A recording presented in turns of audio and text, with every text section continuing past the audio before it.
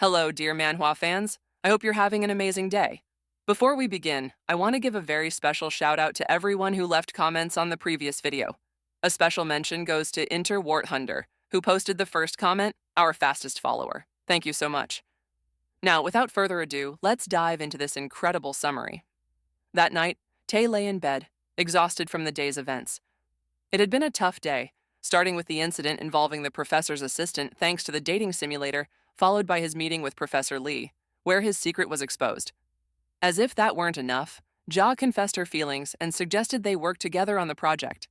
Despite his nerves, Tae accepted, unable to believe he had just agreed to go on a date with her. At that moment, he couldn't understand how everything had unfolded so quickly, but he felt excited about his newfound ability. He no longer wanted to be the loser he had been until now. The next day, Hyung was furious with Tae. She asked if he even understood what he had done, leaving the poor guy confused. Eventually, he realized he had left Hyung alone in the office the previous afternoon and had completely forgotten to return. Hyung explained that she had trusted him when she let him go, but she never received any message from him. Things got even worse after Tae left, as the system suffered a cyber attack. Even though Tae apologized, Hakun demanded to know the truth about where he had been after meeting with Professor Lee. Tae wanted to explain that he had really gone to see her, but he couldn't reveal the secret he had discovered. So instead, he lied, saying he had just run into Jiah and lost track of time. However, this answer only made Hakun even angrier. She started scolding him, pointing out all the work she had done while he was off having fun with a pretty girl. Tae sincerely apologized, appreciating her frustration, which seemed to make Hakun hesitate for a moment. Still, she decided to make him work twice as hard to make up for what he had missed the day before, something Tae understood. However, he couldn't shake the feeling that Hyung was acting strangely. Later that afternoon, when Hakun asked if he had finished his paperwork and saw he had barely started, she demanded he complete it in under 5 minutes. Then she ordered him to replace the printer ink, and once he was done, she had him help rearrange the reading rooms, among other tasks. Tae quickly realized that Hyung's frustration hadn't faded in the slightest, leaving him wondering why she was still so upset. He soon noticed that Hyung's favorability rating had dropped significantly. Walking through the school hallway, Tae wondered if yesterday had been just as exhausting for Hyung. He didn't want her to hate him for not helping, and he felt desperate, unable to find a way to fix things. He also questioned whether his special choices only appeared when the situation wasn't urgent. At that moment, Hakun noticed his odd reaction and commented that he had been acting differently lately, telling him to behave. Tae then saw that her favorability score was still declining, but suddenly, a new window popped up in front of him, the updated profile of his heroine. It was a detailed list of Hakun's traits and preferences, including her strong dislike for sudden physical contact and excessive compliments. Tae was surprised by this information, realizing that it functioned like a dating simulator. He was particularly intrigued by Hakun's preferences, knowing he could use them to his advantage. Later in the office, Hakun was focused on her work when Tae placed his hand on her shoulder and asked if he could assist with anything else she wasn't currently handling. Hyung seemed confused about some settings, so Tae took her hand along with the mouse to guide her. He began explaining the best way to complete the task, which made Hakun visibly flustered. When Tae finished, he noticed that Hyung's favorability was increasing, confirming that physical contact was having an effect. Deciding to keep up the momentum, he started thinking about what kind of compliment would be best for Hakun at that moment. Tae leaned in to catch the scent of her hair, noticing how pleasant it smelled, and asked what shampoo she used. This took Hakun by surprise, and her reaction was somewhat aggressive, calling his behavior strange. Despite this, Tae continued praising Hakun's hair, mentioning that he had noticed how well she took care of it since their first year. He made an effort to compliment her, expressing his desire to learn from her and understanding why everyone admired her as a role model. His words made Hyung even more flustered, and she quickly escaped the situation, calling him cheesy and walking away, slightly irritated. However, for Tae, the fact that her favorability kept rising meant he was on the right track. He decided to make a final move. Just as Hyung was about to leave, intending to ask him about his relationship with Jiah, Tae suddenly spoke up, telling Hakun she had an amazing body. This earned him a serious blow from the dog she was holding. Hakun's reaction went beyond what Tae had expected. Feeling overwhelmed by his comment, she collapsed to the floor, leaving Tae worried and wondering if he had gone too far. Embarrassed, Hakun asked Tae why he was acting like this, leaving him both confused and captivated by her beautiful expression. The awkward silence between them made the tension even more palpable. In the midst of this moment, a new event began, titled What Happens in an Empty Room, offering Tae several choices for how to proceed. Though he considered apologizing, he knew that wouldn't solve the underlying issue, and he feared his impulsive actions had damaged the impression Hakun had of him. Tae grew anxious upon seeing Hakun's reaction to his recklessness. He decided to calm down and analyze the situation the way he would in a dating sim, looking for patterns in their interactions. With this in mind, he chose to be honest with Hakun, admitting that he couldn't stop thinking about her in a provocative way and placing the blame for his feelings on her. This flustered Hyung even more, but at the same time it increased her favorability. Tae took advantage of the moment and kissed her, deepening Hyung's growing interest in him. However, as he pulled away, Tae noticed that her favorability score dropped back to 50. Hyung was confused by his actions. After all, he had told her he liked women like her, yet he had left with Jiah and never returned. Tae, now flustered, explained that it was a mistake and that his conversation with the professor had dragged on, preventing him from coming back on time. Hakun felt relieved to understand the situation, which also reassured Tae, knowing she believed him. Just then, something else appeared before him. As Hakun stood up and cleared up the misunderstanding, Tae kissed her again. This time, the kiss lasted a little longer. Surprised, Hakun asked why he had done something so sudden. Tae noticed that her favorability had reached the required level for the mass scene, meaning they were about to enter that stage. He told Hakun that one kiss wasn't enough and asked her to take responsibility. Although she was a little worried about the location, Tae reassured her that no one would be there at that time. He felt that after all the struggles, he was finally going to experience the mass scene properly. Last time, the simulation had guided him, but now he wanted to take the initiative. When Tae saw Hakun's full potential, he blushed intensely as her holy water nearly spilled from the bottle. Quickly, he drank from her holy water to prevent any from being wasted, then carefully wiped the bottle as if it were a precious treat. Now he was ready to begin the mass. Although Hakun wanted to rest first, Tae couldn't wait another second and started immediately. He truly appreciated Hyung's full splendor and recognized her great talent. Together, they could pray as much as they wanted. While Tae was gaining a lot of experience in masses, Hakun suddenly asked him directly if he was still the same person as before. Her words echoed in Tae's mind. He wanted to tell her that in the past, he was drawn to her only because of her looks, but now, she saw him as more masculine. Tae understood what Hyung meant. Before, without the simulator, he couldn't even look his seniors in the eye. But now, he could confidently carry out the mass with her without hesitation. Even so, it bothered him that she still called him a loser. Suddenly, two new options appeared for him to respond to Hakun. Tae told her that she, too, had changed. Despite her arrogant attitude, she was now falling for the very person she once called a loser. He continued the mass without stopping, doing everything possible to please her, hoping she would apologize for what she had said. Just as Hakun was about to apologize, Tae pushed her gently, reminding her that he hadn't returned the previous day. Even though she was embarrassed, she admitted that she no longer saw him as a loser. She liked how he looked, and more importantly, she liked him. This flustered Tae, who then gave Hakun another sweet kiss. She was captivated by the kiss, feeling the word of God in her soul. However, Tae had another goal in mind. A surprise mission suddenly appeared. At that moment, two boys entered the classroom to take a short nap before their next class. Tae and Hakun quickly hid under some desks. She was nervous that they would be seen and misunderstood.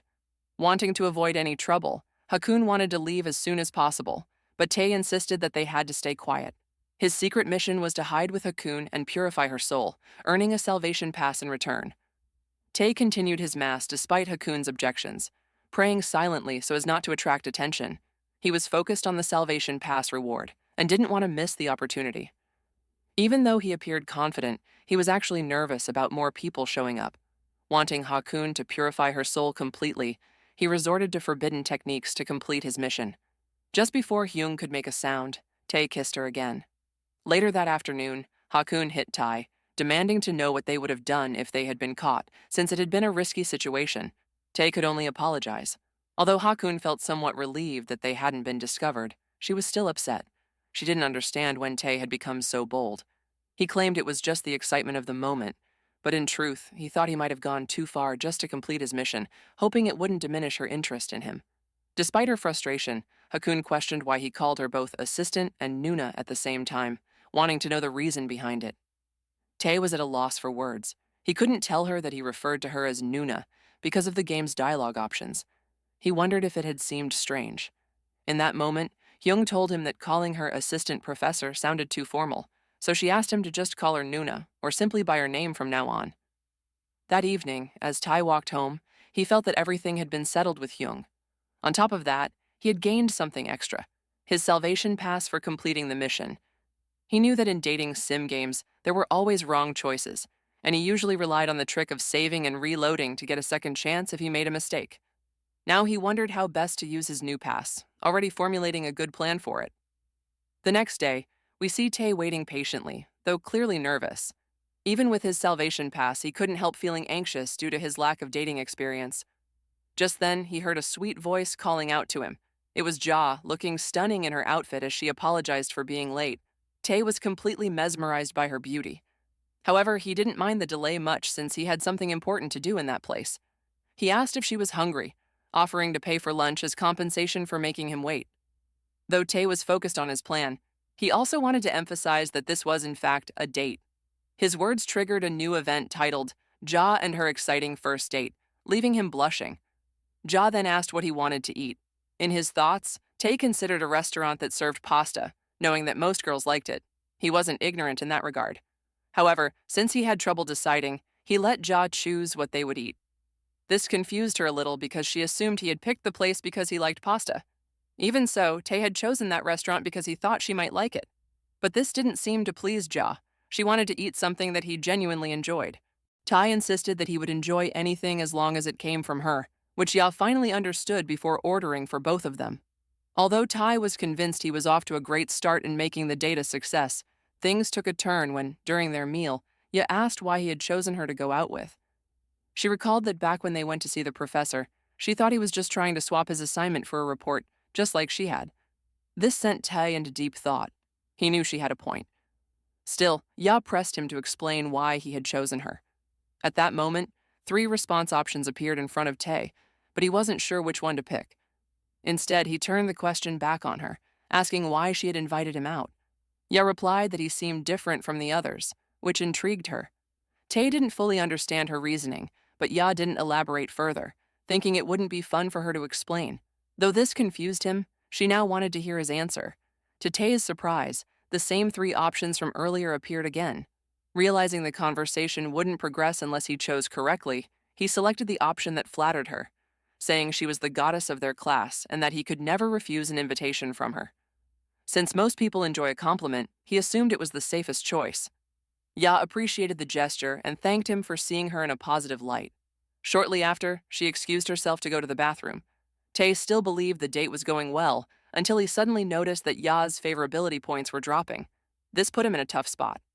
Just moments ago, he had 10 points, and now they were decreasing, leaving him confused. In his mind, he wondered if it was because of the food choice.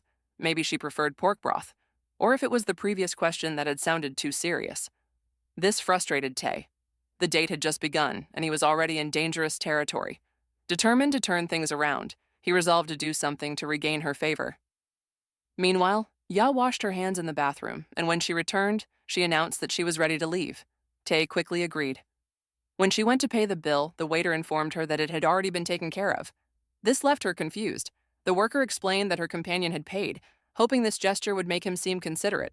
However, Jiah had previously stated that she would cover the meal. Tae hadn't let her do so, thinking that, as her junior, it wasn't right. In reality, he feared that if she paid, there wouldn't be another date in the future. Despite her gratitude, her favorability points dropped further, and she didn't look pleased. This left Tae in a state of panic. He could tell she didn't take it well, but he couldn't figure out why.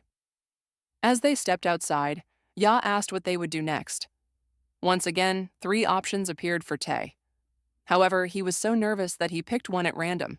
The date continued, but Tae couldn't find a way to improve the situation.